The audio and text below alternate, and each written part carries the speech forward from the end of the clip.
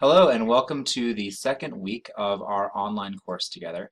So I just wanted to take this opportunity to do a very quick overview of what is coming at you this week and to respond to some common questions I've been getting. You all have been coming into my office hours or shooting me emails, and so I wanted to share sort of the answers I've given to a number of you individually with the rest of the class because I think that they reflect some questions that lots of people will benefit from. So first of all, welcome to week 2.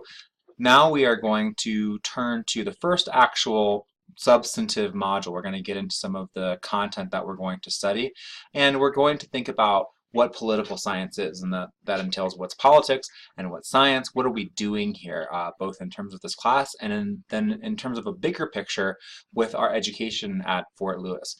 So that's what we're going to turn to in this unit, and as will always be the case, on Sunday, you'll have a discussion prompt and a quiz due. And those will both be for Module 1. They're linked to here in this announcement. And you can also, on the Canvas page, just see modules. And so you'll want to get through Module 1. All right, turning to a couple of your questions. So first of all, some of you noticed that on the first quiz, I allowed you to take it as many times as you wanted to. And in fact, if you're not happy with your performance on the first quiz, that overview quiz, you can go back and retake it. And that's because that's really about the things that are happening in this class, and it's so important that I'll let you take it until you get a 100, because I want you to be 100% clear on what's coming at you. Now, of course, the rest of the quizzes for this class will not allow you to take them as many times as you want to get a great grade. So for Sunday, hello, political science enthusiasts. So your professor here, I just wanted to take a couple of minutes and answer some questions that some of you have brought to me individually, either through office hours or email, that I think would be really beneficial for the whole class to know. So sort of, how can you do great in this class? So first of all, the vast majority of you did a great job on our first week where we were just going over the overview.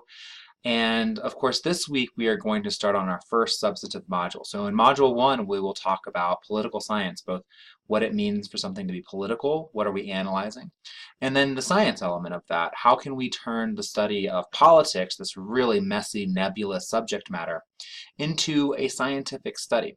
So that's our topic for this week. And as will always be the case, on Sunday before midnight, or how I always put it on Canvas, 11:59 p.m., you will have a quiz due and you will have a discussion post due. And that'll pretty much be standard throughout the rest of the term. Some of you noted that you had multiple chances to get a good grade on that first overview quiz that was due last Sunday, and that's really because that basic material that's on that quiz, that stuff in the course overview module, the case study module, and of course on the syllabus is super, super important for you to understand. Especially in an online class where I can't sort of hunt you down after class if I'm missing something from you or if something's not clear. It's really important that we all have a shared understanding of what we're doing in this class and what's expected of all of us. So of course you all have done great. If you haven't, you can still go back and retake that quiz as many times as you want until you get a 100. So I'd recommend doing that. The rest of the quizzes, however, you get one shot at. So for example, the Module 1 quiz that'll be due before 11:59 p.m. on Sunday, you get one shot at that. And remember that this is hard, and it's meant to be hard because it's completely open notes, completely open book. The only requirement is that you take it by yourself, right? You do your own work. But you can reference whatever you'd like. So you're only going to get 1 minute per question on average. So for example, a lot of the quizzes will be 10 questions, 15 questions. So these are short quizzes, 10 or 15 minutes. But if there's 10 questions, you get 10 minutes. You do not have time to go hunting in the lectures for the answer to these questions. So you really need to have your own well-organized notes. If you have notes that you can look at, these quizzes should be a breeze for you. Now, remember, this course is based on those key concepts. So as you are doing the readings, as you are watching the video lectures, as you are doing the discussions, make sure that you are creating notes that are centered around those key concepts. and understanding them both sort of on the abstract level and then how they play out in the real world.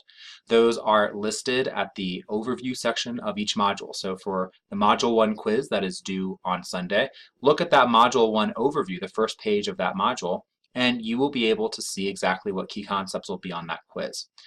If you have a question about a key concept, don't take the quiz, get in touch. So that's why you want to get a little bit ahead on this work usually whenever you can. So if you can email me, I will email you right back, or come into my office, or whatever works for you. It's always best if you take to those discussion boards so that everybody in the class can benefit from your curiosity and get the answer. You can answer each other and I'll answer you. So there are lots of ways that you can clear up anything that is not clear to you. But do that before the quiz, because we all want you to do really well on those quizzes, and understanding those key concepts, having really good notes that you can flip to when you see a question on them, that's going to be really key. All right, what's next? A few of you have been confused about sort of how the timeline will work for the case study. So let's think about that really quickly. So what you're going to do in the next week is decide when you are going to do a video presentation for all of us. And so depending on the subject matter that you're interested in understanding, there are sort of different modules where we can think about putting you in. So here I've linked to that page of all the topics. Those are the topics that are in the text. Those are topics that other students have done. This is not a list of everything that's possible. You can do all sorts of different things, and I encourage you to be creative. But those are just examples that'll help you understand. So if I'm interested in healthcare, that's probably going to go in Module 4. If I'm interested in a humanitarian crisis or what's going on in North Korea, that'll probably go in Module 10. Refer to the syllabus or the course schedule page, and that'll show you when that'll be due. So your video presentation will be due on the Tuesday when we're doing those presentations. So look at that list. So there's a different due date for Module 4 presentations than there is for Module 8 presentations, and so on and so forth.